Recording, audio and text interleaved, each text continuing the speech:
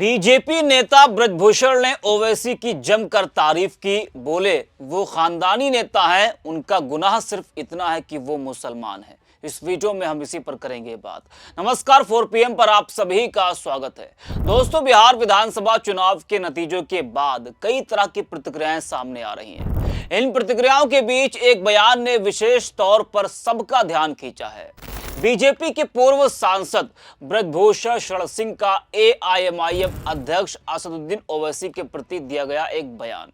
ब्रजभूषण अपनी बेबाकी और विवादों के बीच भी स्पष्टवादी छवि के लिए जाने जाते हैं। अक्सर बीजेपी नेताओं पर हिंदू मुस्लिम राजनीति के आरोप लगते रहते हैं, लेकिन ब्रजभूषण ऐसी छवि से अलग दिखाई देते हैं। वे कई मौकों पर सभी धर्म और जातियों के लोगों के साथ सौहार्द और संपर्क बनाने की बात कहते रहे।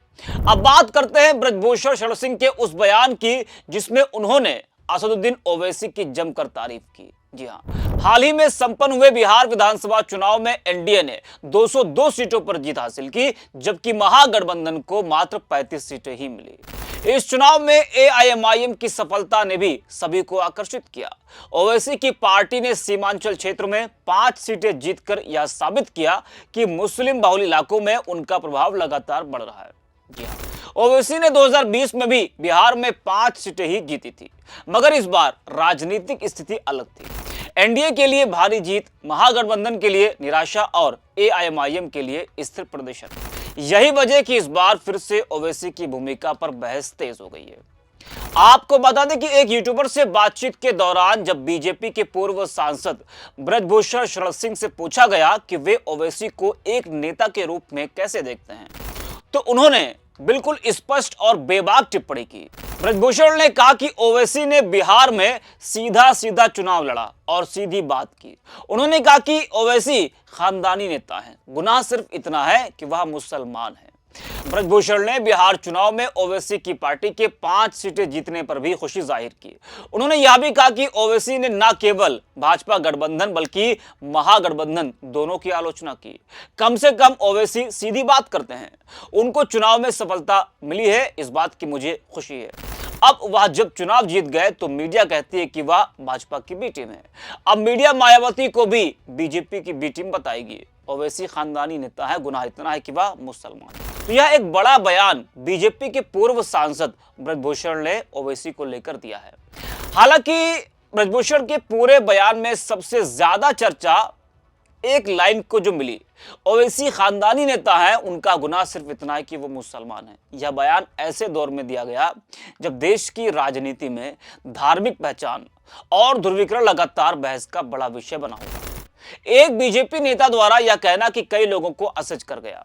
राजनीतिक गलियारों में इसे एक अप्रत्याशित और साहसी बयान के रूप में देखा गया, जबकि सामाजिक स्तर पर इसे दो तरह से समझा गया। यह भी दिलचस्प है कि ओवैसी की आलोचना कई बार भाजपा करती है और कई बार भाजपा विरोधी पार्टियां, और दोनों पक्षों की आलोचना का तर्क अलग अलग होता है। ऐसे में ब्रजभूषण का बयान इस बहस को और जटिल बना देता है। उनका बयान भले ही नई बहस छेड़ दे, लेकिन यह निश्चित रूप से राजनीतिक बहस में एक नया दृष्टिकोण जोड़ता है। धर्म और पहचान की राजनीति के बीच ऐसे बयान एक अलग राह दिखाते हैं, एक ऐसी राह जहां विचारों का सीधा आदान प्रदान हो और मतभेदों के बावजूद सम्मान बना रहे। ओवैसी की बढ़ती राजनीतिक मौजूदगी के साथ ही मीडिया और राजनीतिक विरोधियों द्वारा अक्सर आरोप लगाया जाता है कि वो भाजपा की बी टीम की तरह काम करते हैं, अर्थात विपक्षी वोटों को बांटकर भाजपा के लिए अप्रत्यक्ष रूप से फायदा पहुंचाते हैं। जी हाँ, लेकिन ब्रजभूषण ने कहा कि उन्होंने दोनों की आलोचना की, एनडीए और महागठबंधन दोनों की, तो उनके हिसाब से यह आरोप गलत है जो कहा जाता है कि वो बीजेपी की बी टीम है। दोस्तों, ऐसा नहीं कि ओवैसी पर सिर्फ बिहार में आरोप लगा हो कि वो बीजेपी को फायदा पहुंचाने के लिए चुनाव लड़ रहे हैं, बल्कि एआईएमआईएम जहां भी चुनाव लड़ती है यह आरोप लग जाता है कि वो बीजेपी को फायदा पहुंचाने के लिए चुनाव लड़ रही है। जी हां, तो ब्रजभूषण का ओवैसी पर दिया गया ये बयान तेजी से सोशल मीडिया पर वायरल है और राजनीतिक गलियारों में चर्चा तेज हो गई है। दोस्तों, आपको बता दें कि इससे पहले ब्रजभूषण ने बिहार में एयरपोर्ट पर एक मुस्लिम बच्चे को दुलारा था। वो तस्वीरें भी सोशल मीडिया पर तेजी से वायरल हुई थी और उसके बाद जब उनके साथ एक बड़ा हादसा हुआ तो उन्होंने कहा था कि उस बच्ची की वजह से उनकी जान बच गई। जी हाँ, दरअसल बिहार चुनाव के दौरान हवा में बीजेपी नेता का हेलीकॉप्टर खराब हो गया था और ये दिक्कत खराब मौसम की वजह से आई थी, लेकिन सही सूझबूझ की वजह से एक खेत में हेलीकॉप्टर को लैंड कराया गया था। सेफ होने के बाद ब्रजभूषण ने कहा था कि एयरपोर्ट पर एक मुस्लिम बच्चे ने उनसे सेल्फी लेने की गुजारिश की थी, लेकिन उनकी मां मुझे देखकर झिझक रही थी, लेकिन मैं उस बच्चे के पास गया और उसके साथ सेल्फी ली। शायद उस बच्चे की दुआ लगी कि मैं सेफ हूं। बता दें कि ब्रजभूषण यह स्पष्ट रूप से कहते रहे कि राजनीति का मकसद लोगों की समस्याएं समझना और उनके दुख सुख में शामिल होना चाहिए। वे अक्सर अपनी सभाओं और इंटरव्यू में बताते हैं कि उनके घर पर किसी भी धर्म या जाति का व्यक्ति बेहिचक पहुंच सकता है और अपनी समस्या बता सकता है। यही कारण है कि उनकी लोकप्रियता कई समुदायों में देखने को मिलती है। उनके अनुसार सामाजिक जुड़ाव ही राजनीति की असली ताकत है।